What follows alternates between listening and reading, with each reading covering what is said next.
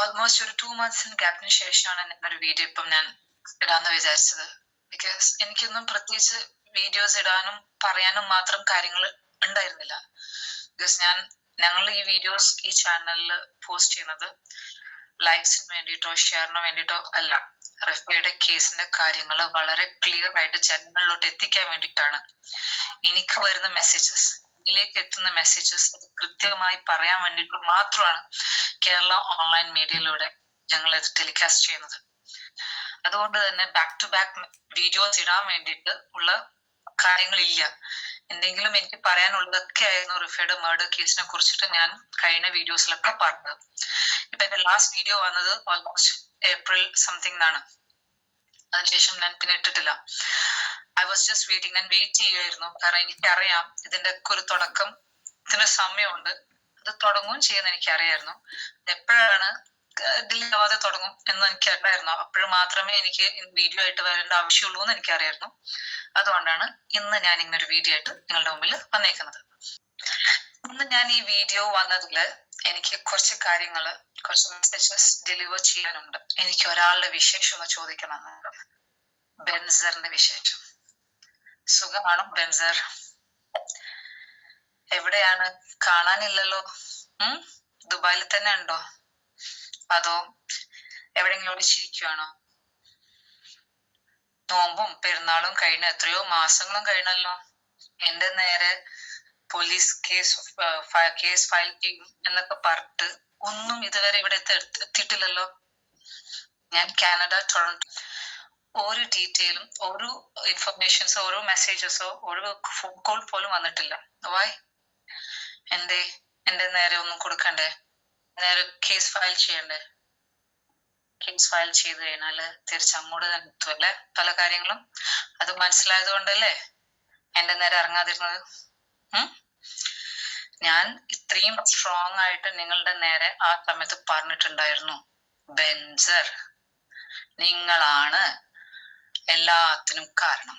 നിങ്ങളാണ് ദുബായിൽ ഇരുന്നിട്ട് ഈ മാഫിയയുടെ മെയിൻ നിങ്ങളുടെ മേലെ ഹെഡ് വേറെ ആരെങ്കിലും ഉണ്ടോ എന്ന് എനിക്കറിയില്ല, അത് നിങ്ങൾ പറയേണ്ടി വരും. പക്ഷെ ഈ മലയാളീസ് പെൺകുട്ടികളെ കേരളത്തിൽ നിന്ന് കടത്തിയിട്ട് അവിടെ എത്തിയിട്ട് ഈ പറഞ്ഞ പോലെ ഗോൾഡ് സ്മഗ്ലിങ്ങിനും ഡ്രഗ്സ് ആണെങ്കിലും സെക്സ് ട്രാഫിക്കിങ്ങിലും എല്ലാം ഉപയോഗിക്കുന്നത് നിങ്ങളാണ് ബെൻസർ. ഇതെങ്ങനെയാണ് ഞാൻ ഇത്ര ക്ലിയർ ആയിട്ട് നിങ്ങളോട് നിങ്ങളാണ് ഇത് പറയുന്നതിന്റെ റീസൺ? റിഫ, നിങ്ങൾ കാരണം ഒരു പെൺകുട്ടി ഈ ഭൂമി വിട്ടു പോയിട്ടുണ്ട്. ആ പെൺകുട്ടി തിരിച്ചു വന്ന് കാണിച്ചെന്ന ആളാണ് ബെൻസർ. പോയിട്ടുണ്ടെന്ന് പറഞ്ഞാല് അവൾ സൂയിസൈഡ് ചെയ്ത് പോയതല്ല, അയച്ചതാണ്. നിങ്ങളാണ് അതിനുള്ള റീസൺ. നിങ്ങൾ കാരണമാണ് അവളെ കൊന്നത്. അത് ഞാൻ എല്ലാ വീഡിയോസിലും അന്നും പറയുന്നു, ഇന്നും പറയുന്നു. എന്താ വിചാരിച്ചേ? റിഫ വെറുതെ ഇവിടുന്ന് കരുതിയോ? ബെൻസറിനെ റിഫ വെറുതെ ഇവിടുന്ന് കരുതിയോ?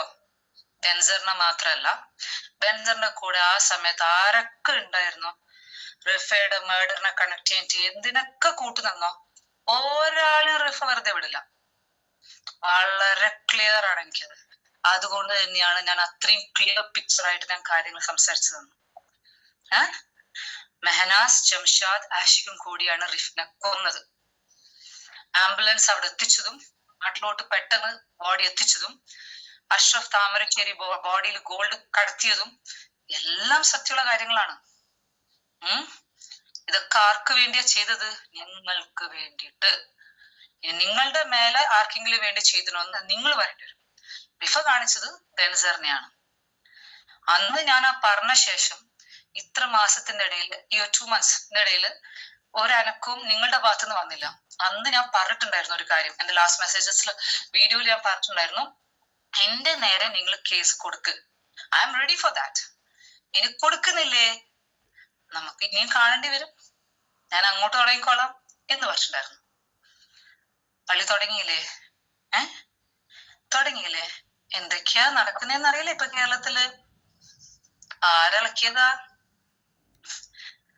റിഫ ഇളക്കിയതാ. എന്റെ എക്സാമ്പിൾ ഞാൻ 1 by 1 പറഞ്ഞുതരാം. ഇപ്പൊ കേരളത്തില് കുറെ പ്രശ്നങ്ങൾ നടക്കുന്നുണ്ട്. കുറെ ആൾക്കാരെ പേര് പറഞ്ഞിട്ട് ഞാൻ സ്പെസിഫിക് ആയിട്ട് പേര് ഇപ്പൊ ഞാൻ പറയണ്ട തോന്നുന്നുണ്ട്. കാരണം I already Z in my last video, Renu Sudhi, Sajana Firoz, Lakshmi Jayan, then അതാണ് വീണ നായർ, ഇവരൊക്കെ അവരുടെ ഷോയിൽ പോയിട്ടുണ്ട്.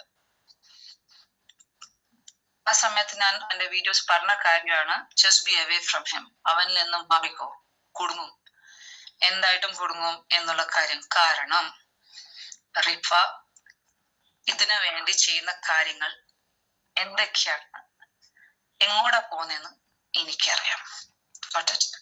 ബെൻസറിലോട്ട് എത്തിക്കാൻ വേണ്ടിയിട്ട്, ബെൻസറിലോട്ട് കാര്യങ്ങൾ എത്താൻ വേണ്ടിയിട്ടുള്ളതിന്റെ പ്രൂഫ് എന്റെ അടുത്തല്ല ഉള്ളത്, റിഫ തന്നെയാണ് ഭൂമിയിൽ ഇറക്കുന്നത്.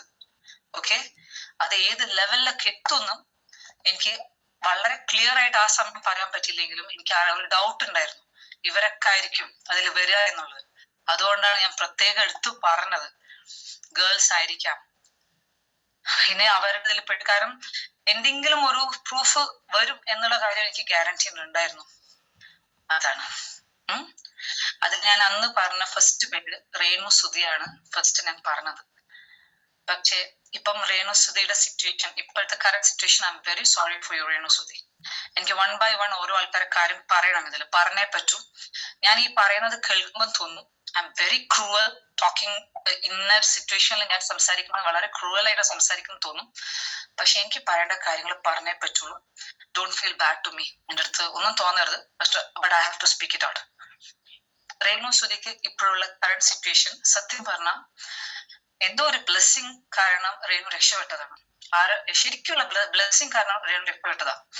രേണു ശരിക്കും ഈ ബെൻസറിന്റെ മീഡിയേറ്റേഴ്സ് ആയി നിൽക്കുന്ന ഗേൾസിന്റെ ഇടയിൽ അവര് ശരിക്കും ഈ ഒരു കാര്യത്തിൽ പെട്ടുകൊണ്ട ഒരാളാണ് രേണു.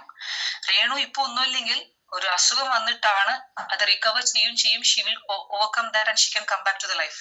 പക്ഷെ മറ്റേ അവരുടെ ഇതിൽ പെട്ടതാണെങ്കിൽ ഒരിക്കലും ഒരു ജനങ്ങളുടെ എന്നല്ല, കുഞ്ഞുങ്ങളുടെ എന്നല്ല, ഒരാളുടെ മുമ്പിലും മുഖം കാണിക്കാൻ പോയിട്ട് ഒന്നും ചെയ്യാൻ പറ്റാത്ത അവസ്ഥയിൽ ലൈഫായി പോയനെ. അത് ഉറപ്പുള്ള കാര്യമായിരുന്നു. പക്ഷെ എന്തോ ഒരു ബ്ലെസ്സിങ് ഉള്ളത് കൊണ്ട് തന്നെയാണ് രേണുവിനെ ഇപ്പൊ ഒരു ഗ്യാപ്പ് പോലെ രേണുവിനെ അതിൽ നിന്ന് എടുത്ത് മാറ്റിയിട്ടാണ് ഇപ്പം ഇങ്ങനെ വെച്ചേക്കുന്നത്.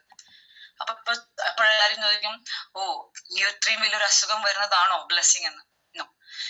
ഈ ഒരു അസുഖം ചില മിറക്കൽ പോലെ മാറിയിട്ട് തിരിച്ച് ലൈഫിൽ വരും. പക്ഷെ മറ്റേ കേസ് അതല്ല, അതങ്ങനെയല്ല, അത് ലൈഫ് ലോങ് തീർന്നു. അതാണ് കാര്യം. പക്ഷെ എനിക്ക് ഒരു കാര്യം റേണുവിനെ ഇൻഫോം ചെയ്യണമെന്നുണ്ടായിരുന്നു. ഞാൻ റേണുവിന്റെ മാനേജറായ ഒരു പേര് എനിക്ക് മറന്നുപോയി. ഐ ട്രൈഡ് ഇൻസ്റ്റാഗ്രാമിലെ നമ്പർ കോൺടാക്ട് ഹർ. പക്ഷെ അവര് കേൾക്കാൻ വലിയ താല്പര്യം ഉണ്ടായിരുന്നില്ല. But I just try to tell her. ഒരു കാര്യം എനിക്ക് പറയുന്നുണ്ടായിരുന്നു, അത് രേണു കേൾക്കുവാണെങ്കിലും ആരെങ്കിലും കേൾക്കുവാണെങ്കിലും just reach it out to her. രേണുവിനെ കുറച്ച് കാര്യങ്ങൾ ചെയ്യാനുണ്ട്, അത് ചെയ്തേ പറ്റുള്ളൂ. രേണുവിന്റെ ഡ്യൂട്ടിയാണ് അത്. ശരിക്കും പറഞ്ഞാല് രേണു ആ ദുബായ് കൺട്രീസിൽ പോയതും വന്നതും കൂടെ പോയതും വന്നതും എല്ലാവർക്കും പല ഡൗട്ട്സ് ഒക്കെ ഉണ്ടെങ്കിലും അത് ഏതാണെന്നൊന്നും ആർക്കും അറിയില്ല, ഡയറക്ട്ലി ആർക്കും അറിയില്ല. പക്ഷേ അന്ന് ഞാൻ വളരെ ക്ലിയർ ആയിട്ട് പറഞ്ഞതാണ്, ബെൻസറാണ് രേണുവിനെ കൊണ്ടുപോകുന്നത്. ഇനി ബെൻസറിനെ ചിലപ്പോൾ റേണുവിനെ ഡയറക്ട്ലി ഒരു പ്രാവശ്യമായിട്ട് കണ്ടതാണോ എനിക്കറിയില്ല, ഡയറക്ട്ലി ചിലപ്പോൾ അത്ര ഡീപ്പായിട്ട് അറിയുന്നില്ല എന്നുണ്ടെങ്കിലും അവരുടെ മീഡിയേറ്റേഴ്സ് ആയിട്ട് ഇരിക്കുന്ന ആൾക്കാരൊക്കെ റേണുവിനെ അങ്ങനെ അറിയാം. പക്ഷെ ഒരു കാര്യം എനിക്ക് ഉറപ്പുണ്ട്, ഇത് കുറച്ച് കഴിയുമ്പം രേണുവിന് ദുബായിൽ നടക്കുന്ന പല കാര്യങ്ങളും പറയേണ്ടി വരും. അത് റേണുവിലേക്ക് എത്തും, പറയാൻ വേണ്ടിയിട്ട്, ചോദിക്കാൻ വേണ്ടിയിട്ടുള്ള കാര്യങ്ങൾ റേണുവിലേക്ക് എത്തും. അങ്ങനെ വന്നു കഴിഞ്ഞാൽ ആരും രക്ഷപ്പെടുത്തണം എന്ന് കരുതി ഒന്നും ഹൈഡ് ചെയ്യരുത്. എന്തൊക്കെ അറിയുന്ന കാര്യങ്ങൾ ദുബായിന്ന് എല്ലാം സത്യം പോലെ പറയണം. പറഞ്ഞാൽ you will be safe from this. ഈ ഒരു അസുഖത്തിൽ മിറക്കിളിയാണ് രക്ഷപ്പെടാൻ. ഞാൻ വെറുതെ പറയുന്നതല്ല ഇത്.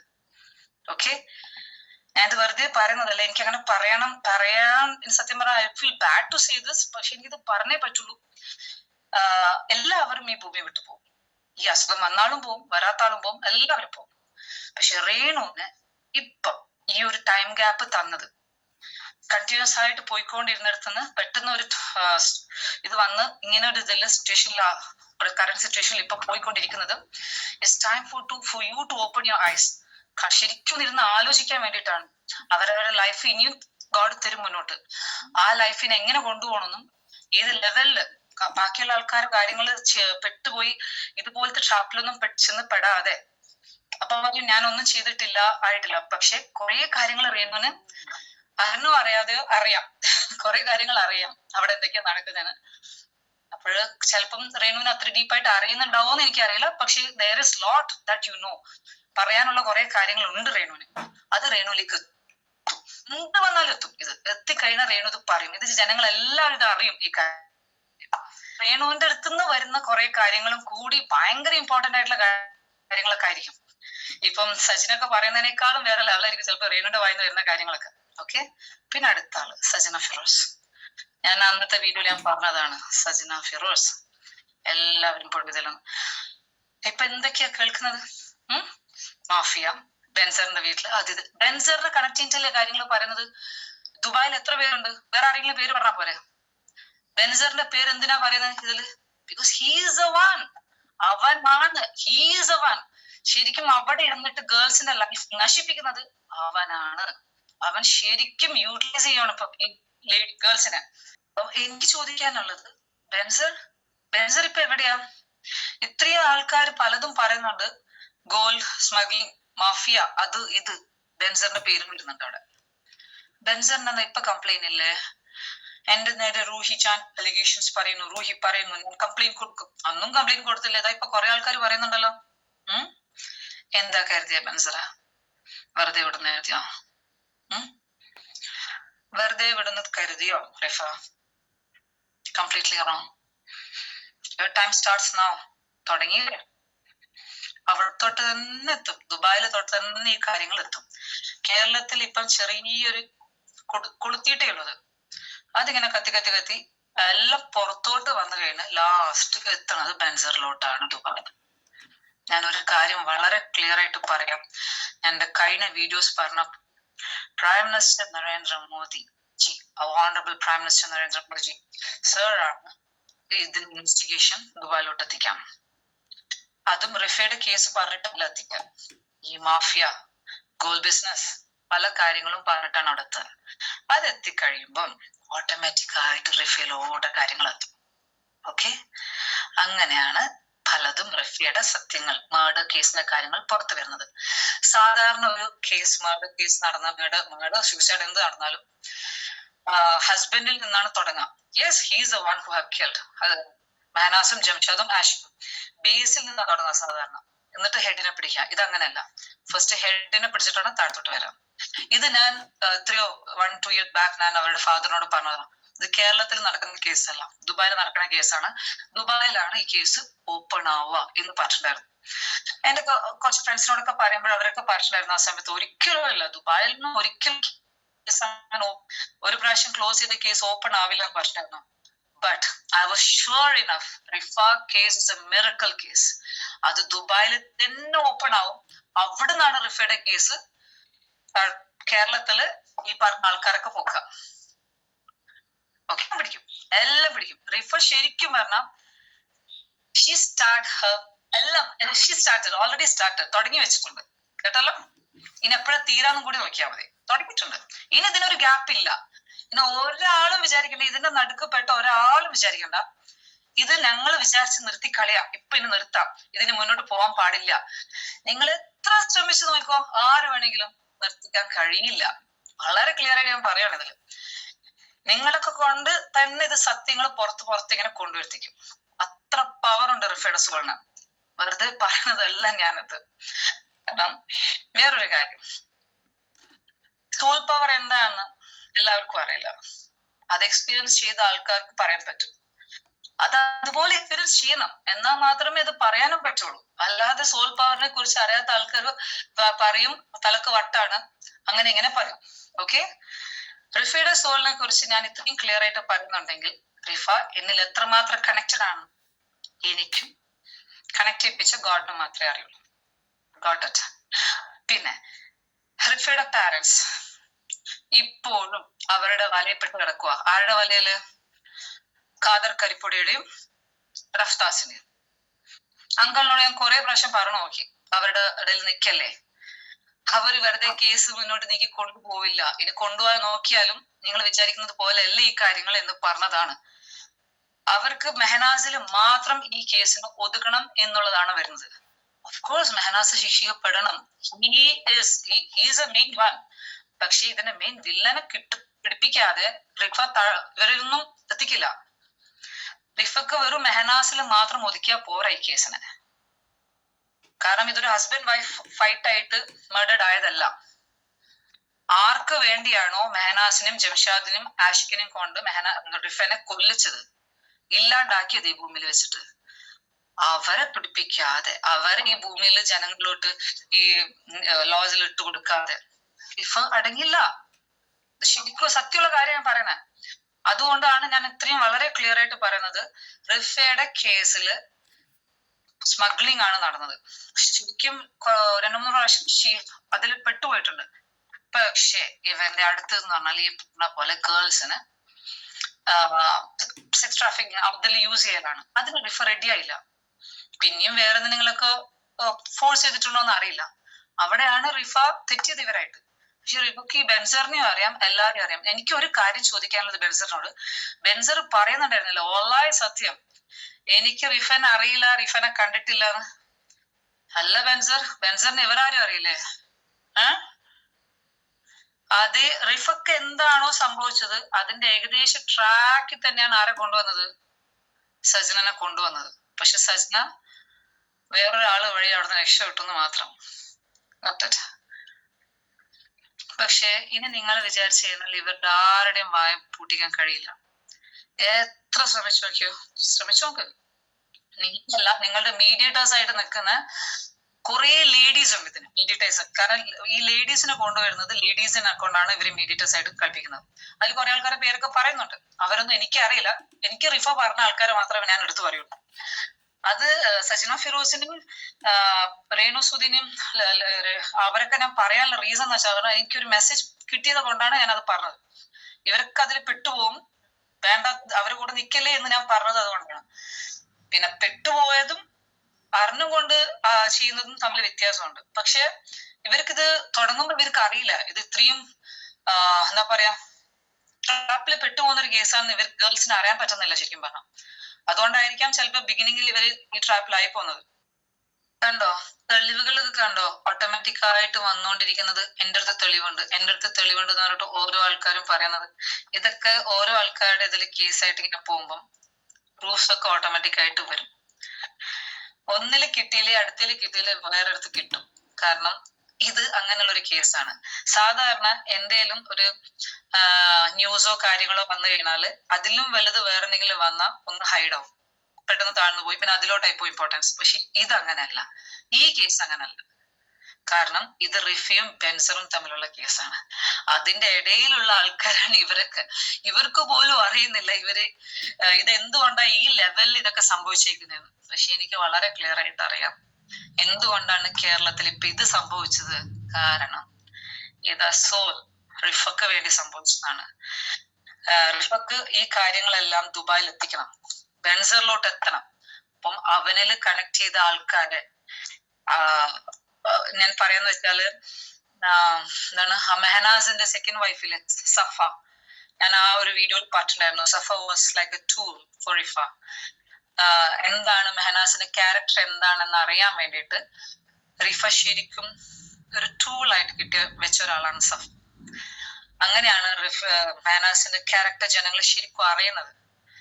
റിഫ പറയാത്ത കാര്യങ്ങൾ സഫയിലൂടെ അറിയുന്നത്. അതിന്റെ വേറൊരു വേർഷനാണ് ഇപ്പം നടന്നുകൊണ്ടിരിക്കുന്നത്. കേരളത്തില് ബെൻസറിലോട്ട് എന്തൊക്കെയാണ് റിഫക്ക് സംഭവിച്ചത്, എന്തൊക്കെയാണ് അവിടെ നടന്ന ഉള്ള കാര്യങ്ങളൊക്കെ ഗേൾസ് വഴി തന്നെയാണ് പുറത്തോട്ട് വരിക. ഓക്കെ, ഇനി ബെൻസർ എത്ര പേരെ കണ്ടില്ല എന്ന് പറയും, എത്ര പേരെ അറിയില്ല എന്ന് പറയും. ഇങ്ങനെ എത്ര പേര് അറിഞ്ഞാലും അറിഞ്ഞില്ലെങ്കിലും ബെൻസർ റെഡി ആയിട്ടിരുന്നോ, കുറെ ദൂരമൊന്നുമില്ല, അടുത്തിപ്പോ അവിടെ എത്തും. ഓക്കെ, ഇൻവെസ്റ്റിഗേഷൻ അവിടെ തൊട്ട് എത്തും ദുബായിലോട്ട്.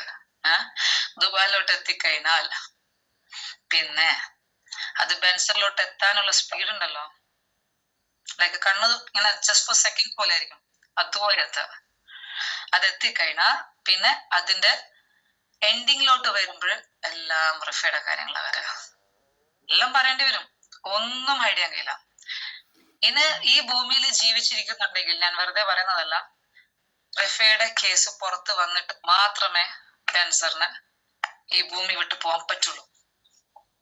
Seriously telling about this. ഇന്ന് മതി എന്നെ എല്ലാവരും ഇങ്ങനെയൊക്കെ പറയുന്നു. I will do something. I not say this, പറയാൻ പാടില്ല എന്നാ കൂടി പറയാണ്. പറ്റില്ല, അതുപോലും ചെയ്യാൻ കഴിയില്ല, അതിന് പോലും വിടില്ല, ബാക്കി വെക്കും. സത്യം പറയാം, സത്യം ഇത് ശരിക്കും പറഞ്ഞാൽ വൺസ് ഇറ്റ് ഹാപ്പൻ, സംഭവിച്ച ശേഷം ഞാനൊരു വീഡിയോ ആയിട്ട് വരാമെന്ന് ഞാൻ കരുതുന്നതാണ്. പക്ഷെ എനിക്ക് എന്തോ ഇത്രയും കാര്യങ്ങളൊക്കെ തുടങ്ങി കഴിഞ്ഞപ്പോഴും ഒന്ന് ജനങ്ങളെയും ഒന്ന് ബെൻസറിനെയൊക്കെ ഒന്ന് ഓർമ്മിപ്പിക്കണം തോന്നി. ബെൻസറെ വെയിറ്റ് ചെയ്തിരുന്നോ, തുടങ്ങിയിട്ടുണ്ട്. ഇന്ന് അവിടത്തോട്ട് എത്തിക്കോളും. മെഹനാസ്, ജംഷാദ്, ആഷിഖ് വെറുതെ രക്ഷപ്പെട്ടെന്നൊക്കെ വിചാരിച്ചല്ലേ എല്ലാവരും? ഒരാളും രക്ഷപ്പെട്ടിട്ടില്ല. പിന്നെ ബനീഷനൊക്കെ വായിൽ ക്ലിപ്പൊക്കെ ഇട്ട് കൊടുത്തിട്ട് സൗദിയിലൊക്കെ വിട്ടിട്ടുണ്ട്. എല്ലാത്തിനെയും പോക്കും. ഓക്കെ, സൗദിയിലായിക്കോട്ടെ എവിടെ ആയിക്കോട്ടെ. അഷ്റഫ് താമരശ്ശേരി. പിന്നെ ഒരാൾ ഇവിടെ ഉണ്ട് കാനഡയിൽ, ആര്, ഷംസുദ്ദീൻ, വിളിച്ചിട്ടുണ്ടായിരുന്നു. ഞാൻ അപ്പൊ അവനോട് ചോദിച്ചിട്ടുണ്ടായിരുന്നു, നിനക്ക് റിഫൻ അറിയില്ലല്ലേ, നിനക്ക് ആരും അറിയില്ലല്ലേ, ബെൻസറിന് അറിയില്ലല്ലേ? അവൻ ഇല്ല, എനിക്ക് ആ സമയത്ത് അങ്ങനെ കുറെ കാര്യങ്ങളൊക്കെ എക്സ്ക്യൂസ് പോലെ പറയണ്ടേ, ചാനലുകാരോട് അങ്ങനെ പറയാൻ വേണ്ടിട്ടാണ്. അപ്പൊ ഞാൻ അവനോട് ഒരു കാര്യം പറഞ്ഞു, എന്ത്, നീ കൊന്നിട്ടില്ലല്ലോ ഷംസുദ്ദീൻ, പക്ഷെ നിനക്ക് കുറെ കാര്യങ്ങൾ അറിയാം. അത് നീ പറയേണ്ട സമയമാകുമ്പോ പറയേണ്ടി വരും. ഇനി പറഞ്ഞില്ലേ, നീ റെഡി ആയിട്ടിരുന്നോ, അത്രേ ഉള്ളൂ. അത് പറഞ്ഞതിനപ്പം ഷംസുദ്ദീൻ പറഞ്ഞു, ഇല്ല റുഹി, അത് എന്നിലേക്ക് എത്തുവാണെങ്കിൽ തീർച്ചയായിട്ടും ഞാൻ പറഞ്ഞിരിക്കും, നോക്കാം, വെയിറ്റ്. സോ എനിക്ക് ഇത്രയും കാര്യങ്ങളെ പറയാനുള്ളൂ. പിന്നെ ഒരു കാര്യം എല്ലാവരോടും എനിക്ക് പറയാനുള്ളൂ, ഈ പറഞ്ഞ ഒരാൾക്കാരെ എനിക്ക് അറിയില്ല ഡയറക്ട്ലി. അവരോടൊക്കെ തന്നെ ചോദിച്ചാൽ മനസ്സിലാവും, എനിക്ക് ആരും ഇവരാരെയും അറിയില്ല.